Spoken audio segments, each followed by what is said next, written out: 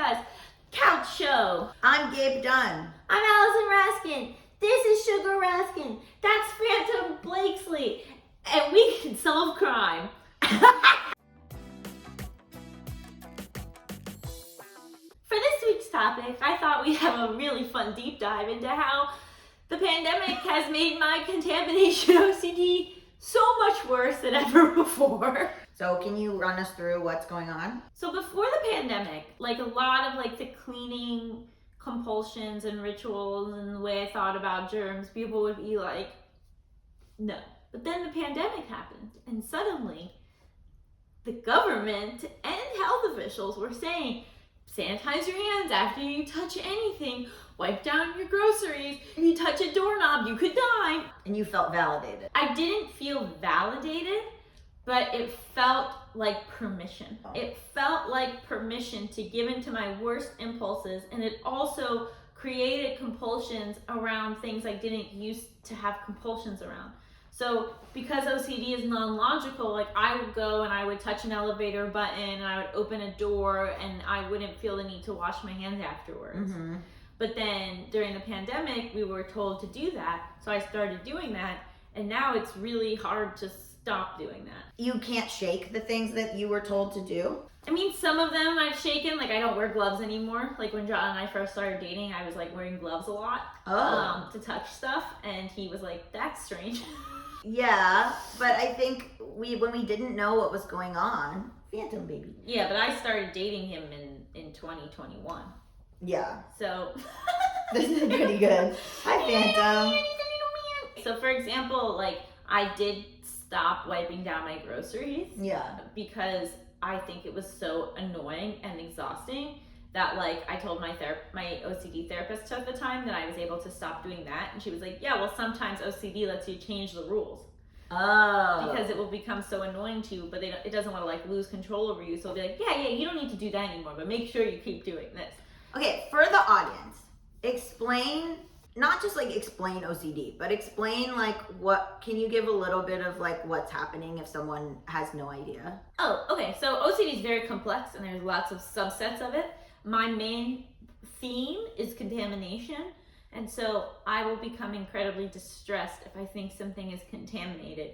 And then my compulsion, which is the element that makes it OCD, is that I then want to clean it. I'm also like tracking dirt all day long to see what touches what, and if something's been contaminated. You can create new compulsions at any time, or you can like fight through a compulsion and like lose that compulsion.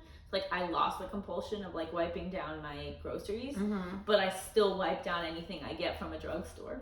Really? Yeah, didn't do that before the pandemic. That's a new one. Does it matter if it's something that later they come out and say, actually this didn't do anything? Well, my OCD is not concerned with getting sick. So it's not even about the COVID of it all. Oh. It's just about the contamination.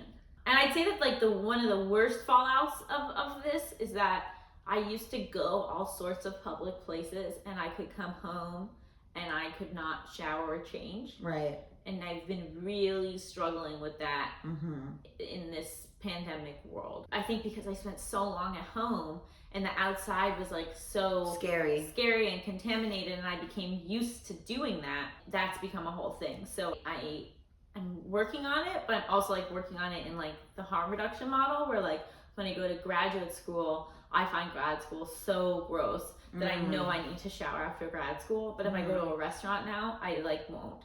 Or if I go to I went to the eye doctor the other day and I like showered before and like had a real goal that I wouldn't shower after, and I was able to do that. Hey, nice. But it's frustrating because, you know, I've had this thing since I was 4 years old, and it goes ups and downs and everything, but like this pandemic really, I mean, it just like let it run free, you know? Like, of course, it just, like, and nobody could judge you, and in fact, you could judge other people, and just a lot of stuff became normalized. For example, like during like 2020 and some of 2021, I started only using bags that I could wash.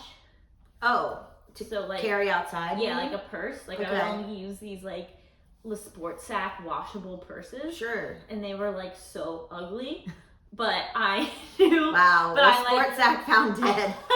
Some patterns are nice, these were not. It was so funny because John came to New York and it was like in August of 2021 and he saw me put my Le Sport Sac purse in the wash and he went, oh my God, is that why you use these? Aww. And I was like, yeah, because they're washable. And he was like, I thought you just had the worst taste in person.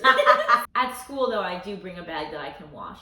So it's like all like, yeah, it's not like a consistent thing. And there's some places that I fear more than other places. And it's this tricky thing, right? Because it's like at the same time as like my OCD is like ostensibly getting worse, I'm becoming more and more like a mental health advocate. I was gonna say, I mean, is it the correct terminology to say worse? Yeah. Because it's not linear. So is it like being hard on yourself by saying it's worse? I don't think it's hard on myself. I mean, it's hard for me that it is worse. Yeah. Like it sucks. Like I wish it wasn't. Like I wish that like I didn't now feel the need to like sanitize my hands after I touch like literally anything. And you're saying that you find that to be in opposition with yourself as a mental health advocate. Well, it's a tricky thing. I don't think it's in opposition, but it is, you know, because like we've talked about before with OCD, it's always like you gotta fight the compulsion. Fight it, you gotta That's fight the big thing. Fight it.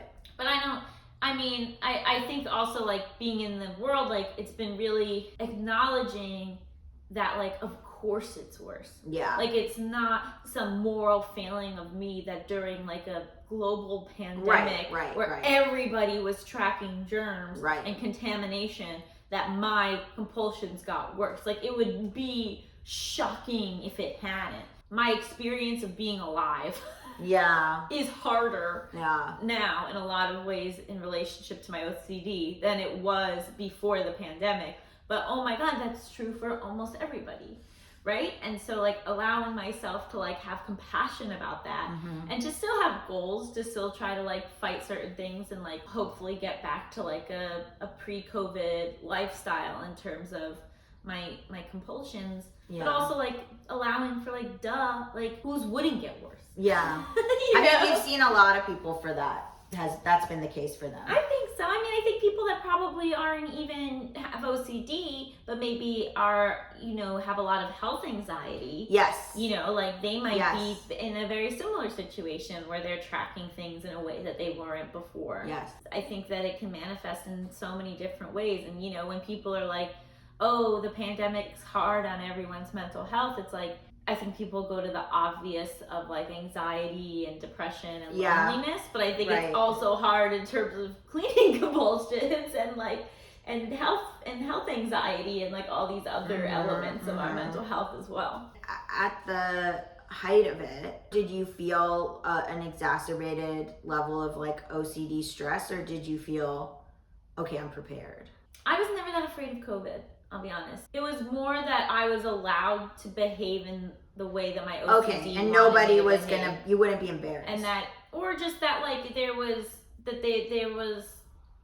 like freedom to do it. There was it was encouraged. It was encouraged in a way that has never been encouraged before. Yeah. But I don't think that my OCD was worse in the worst of the pandemic, because in the worst of the pandemic, I was just at my home. Now, you know? And it's become the hardest reintegrating. I mean, I still mask every time I'm inside somewhere, but it's been harder reintegrating, being able to go back into the world and still have the remnants of these changes from the onset of COVID. Well, one, it sucks that things that other people take for granted, you have to factor into your day. Well, even like on TikTok where people are like, just fight it to you, there's this idea that it's like, oh, of course, why don't I just fight it? Like I haven't thought of that, you know? I mean, I've talked about this a lot before, but for me, it's all very motivation based. I have to have a reason to fight it. Yeah. And I'd say that a lot of times it's kind of hard to find that motivation. But honestly, I'm just trying to like live my life.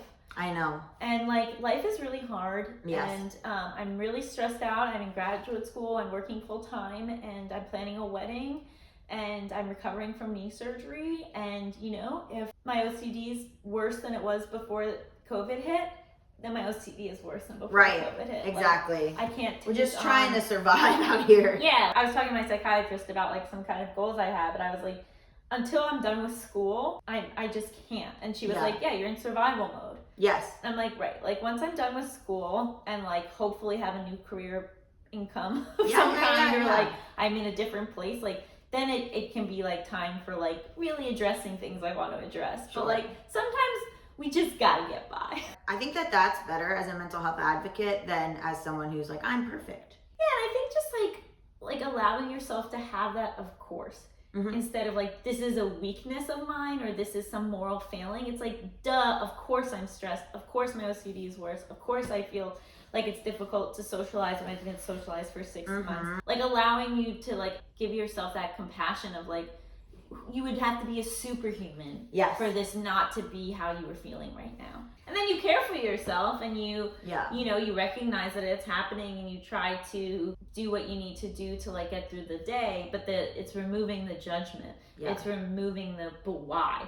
Most of my compulsions don't take that long. When the showering takes a while. Yeah. And it's probably not good for you. It dries you out. Oh, I moisturize quite a bit.